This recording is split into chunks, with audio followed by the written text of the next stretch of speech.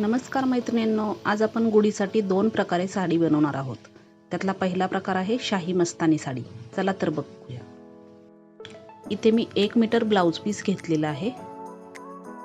तर आता बघा, पीस खाली अंतरून त्याच्या काठाची बाजू आहे ती आपल्या बाजूला घ्यायची आहे आणि तिथून वरती म्हणजे काठाच्या बाजूपासून वरती 25 इंच इतका अंतर घेतलेला आहे। तुम्ही जास्ती पण घेऊ शकता, पण खूप मोठी साडी बनेल मग। आणि आता तिरका एक कट दिलेला आहे काठाच्या बाजूकडे आणि आता त्याचा एक त्रिकोण तयार करून घेतलाय। आखून घेतलेलं कापड आपण कात्रीच्या साहाय्याने कट करून घ्यायचं आहे। कट करत असताना खालील कापड फाटणार नाही याची काळजी घ्यायची आहे।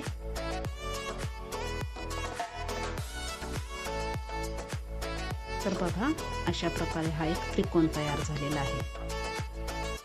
आता या बनलेल्या कापडाच्या आपल्याला चुन्या टाकून घ्यायच्या आहेत। तर बघा, इथे पहिली चुनी कशी टाकलेली आहे, अशाच एक कमी करत फोल्ड करत वरती आपण चुन्या टाकत जायचं आहे आणि वरच्या साईडला त्या सगळ्या चुन्या पुन्हा एकत्र आपल्याला घ्यायच्या आहेत। तर बघा, कमी कमी कमी करत पुढे पुढे पुढे आपण चुन्या करत जायचं आणि टोकाला जो भाग राहिला आहे तो आतल्या बाजूला फोल्ड करायचा आणि सगळ्या चुन्यांची टोकं आपण एकत्र पकडायची आहेत आणि फोल्ड करायचं आहे।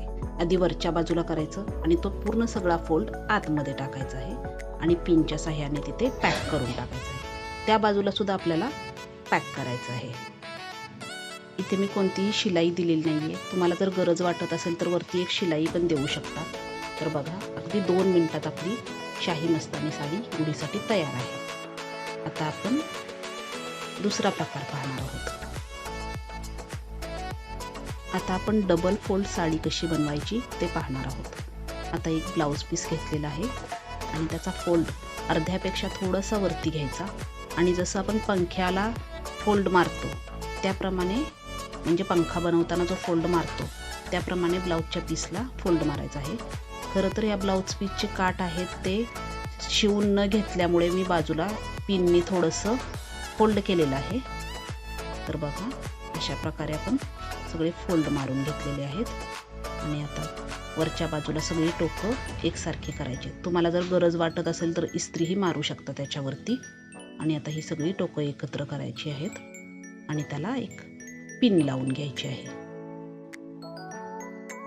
तर बघा, अशा प्रकारे अगदी 2च मिनिटात साधी सोपी आपली डबल फोल्ड साडी तयार झालेली आहे गुढीसाठी। तर बघा, इथे एक पिन लावलेली आहे मी। पिन लावल्यानंतर सगळ्या प्लेट्स आपण हाताने एकसारख्या करून घ्यायच्या आहेत। इस्त्री मारली तर ते अगदी व्यवस्थित दिसेल, पण माझं कापड छान आहे त्यामुळे इस्त्रीची गरज नाही आहे। आणि मग सगळ्या प्लेट्स दिल्यानंतर खूप सुंदर अशी डबल फोल्ड साडी गुढीसाठी तयार झालेली आहे। तुम्हाला जर व्हिडिओ आवडला तर व्हिडिओला लाईक करा, चॅनलला सबस्क्राईब करायला विसरू नका आणि माझे व्हिडिओ असेच पाहत राहा। थँक्यू।